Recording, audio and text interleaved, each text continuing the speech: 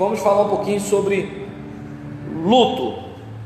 Os povos orientais, principalmente os de origem semita, são muito sentimentais.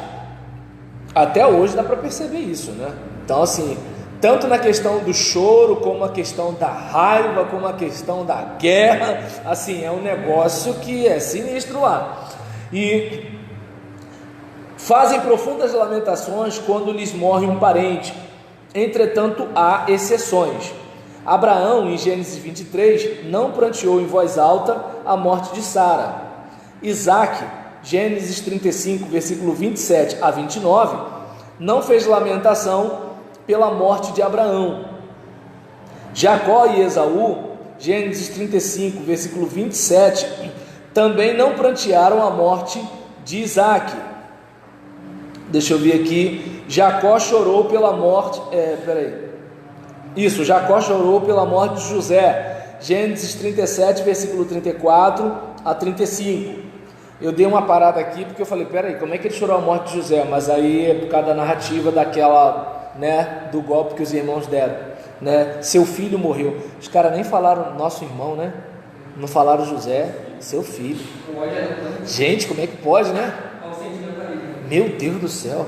E aí, seguindo aqui, José chorou pela morte de Jacó, Gênesis 50, versículo 1.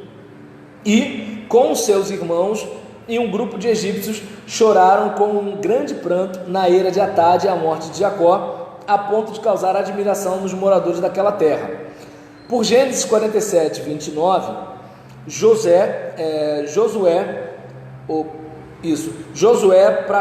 24, versículo 32, primeiro livro dos Reis, capítulo 13, versículo 29, sabemos que os israelitas enterravam seus mortos, prática herdada dos sumerianos.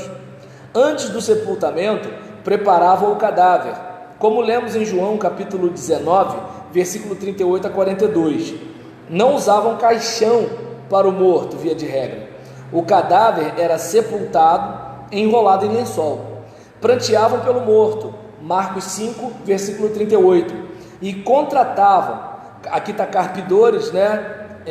Carpideiras profissionais que com flautas choravam, gritavam e lamentavam profundamente e com isso contagiavam o ambiente. Mateus 9, versículo 23. Eu não sei quantos lembram, né? Não, mais estranho, né?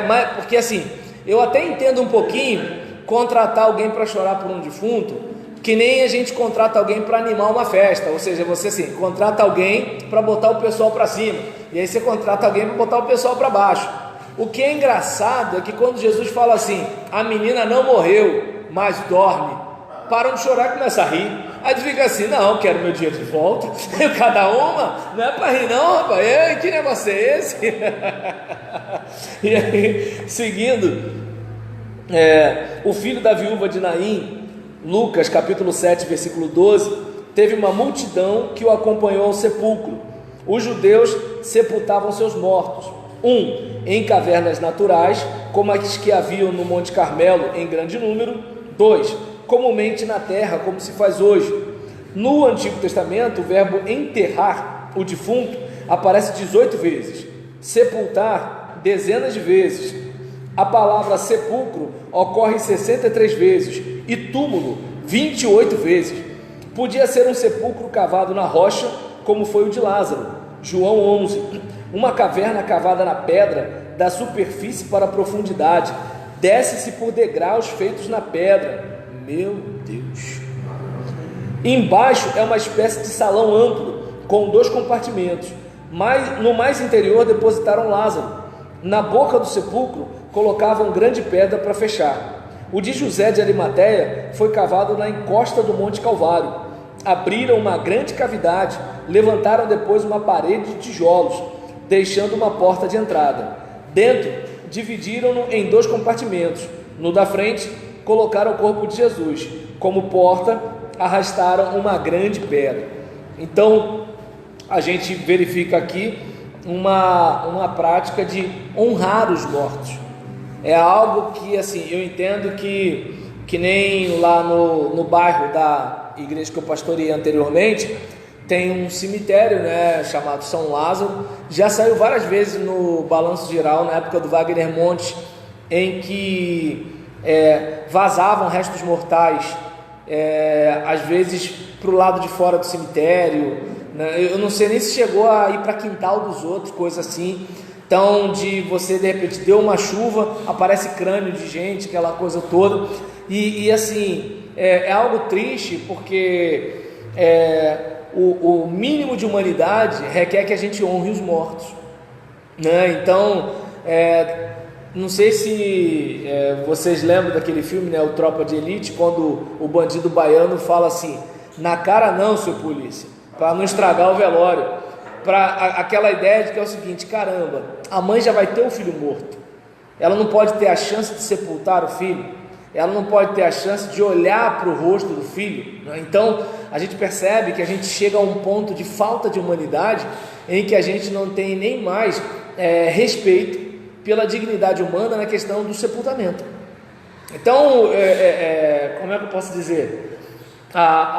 Você olha para o mundo bíblico e você vê algumas características que, assim, eles eram violentos, eles eram pecadores, eles eram maus, mas a gente percebe que hoje a gente, no critério valor, eu nem sei em que a gente se classifica mais, né? Não sei mais em que a gente pode se classificar. Às vezes quando eu assisti o filme O Planeta dos Macacos, assim, eu confesso que eu fiquei meio aflito, porque os bichos eram fortes, né? Eles davam uma burdoada doída, e aí nesse caso, mas eu olhava para aquilo, eu pensava assim, só de pensar que essa monstruosidade que esses caras são é produto da malignidade humana, né? E assim, tudo bem que é ficção, mas você olha e vê que assim, o ser humano é capaz de fazer coisa assim. Assim, se o ser humano tiver inteligência o suficiente para produzir coisa do tipo, maldade não falta. Entende? Então, assim, aí você olha para essa questão toda e verifica, né, assim, como deve entristecer o coração de Deus, né, ver a sua imagem e semelhança sendo tão assim distorcida, tão desqualificada pelo seu inimigo, né? Então a gente olha, não necessariamente inimigo, porque Deus desconhece inimigos, né? Mas assim, por aquele que de alguma forma sempre quis, né, usurpar o seu papel. E é claro que assim, como é que eu posso dizer, é muito complicado, né, você olhar para uma situação dessa e verificar a que ponto nós chegamos, em que se você não tiver dinheiro para enterrar o seu morto, só sabe lá Deus como vai ser o negócio, né?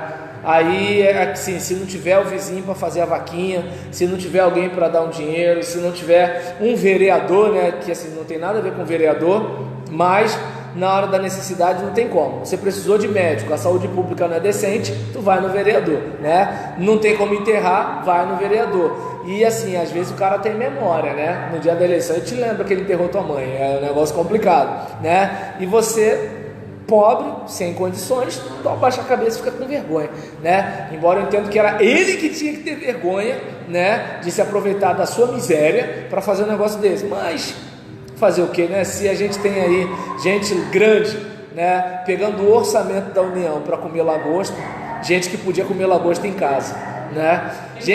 E podia comer lagosta todo dia em casa, e que se fosse no restaurante, o dono do restaurante ia deixar ele comer lagosta de graça, entende? Mas, né, é isso aí, né? Como disse Renato Russo, ninguém respeita a Constituição, mas todos acreditam no futuro da nação. E o pior é que eu, que devo ser antidemocrático por dizer que essas pessoas não respeitam a Constituição, né? Fazer o quê? Mas, perdão pelo desabafo, certo?